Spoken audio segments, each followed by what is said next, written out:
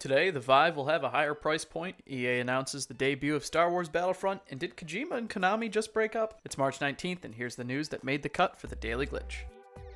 HTC announced the upcoming Vive's pricing model to an extent, stating that the device, which is slated for a holiday 2015 consumer release, will be a bit pricey at first. Product Marketing Executive Director Jeff Gaddis stated that the high-end VR device will likely have a high-end price point, as HTC and Valve focus on delivering a top-of-the-line VR experience to users. The price can always come down as the market grows, but to get broader consumer adoption we're all hoping for, the industry will have to drive price down to make it more accessible. The Vive's core competitor Oculus has often discussed the expected price range for their commercial release, with founder Palmer Luckey announcing last September that the team is aiming for the $200 to $400 price range, so it wouldn't be unheard of to see a premium experience released by HTC and Valve hovering around a $500 price range. As announced at GDC, the Vive hopes to have a developer edition out this spring, with a consumer release sometime in holiday 2015.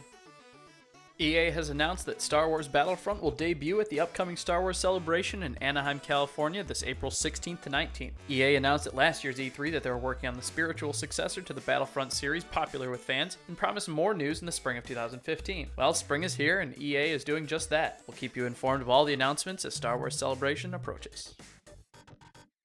Last up, the question everyone has been buzzing about today has been, did Hideo Kojima just leave Konami? Short answer, nobody really knows, thanks to Konami's cryptic and generic PR blasts. It's not crystal clear whether the beloved creator of the Metal Gear Solid series is actually leaving the longtime partnership with Konami. Today we saw Kojima Productions' website change from this portal site to redirecting to a more generic Metal Gear portal site, as well as removing the A Hideo Kojima Game branding from Metal Gear 5's page. Kojima Productions as a company has also seemingly vanished from the records, and the LA office was renamed to Konami LA. So why the confusion?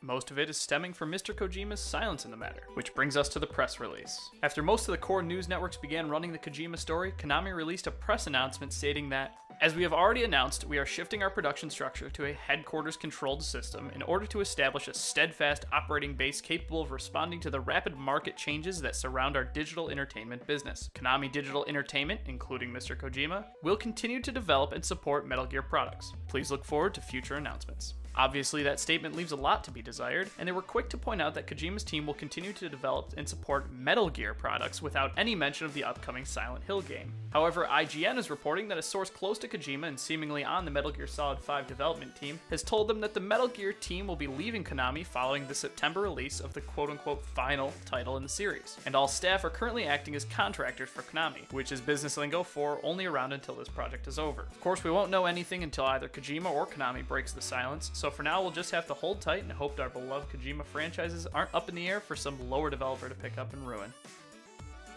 That's it for today. Do you think Kojima is actually leaving Konami, or is this just a misunderstanding over a corporate restructure? Let us know what you think in the comments below, and as always, you can follow us on Twitter @GlitchFeed and check out the weekly GlitchFeed podcast on iTunes and right here on YouTube.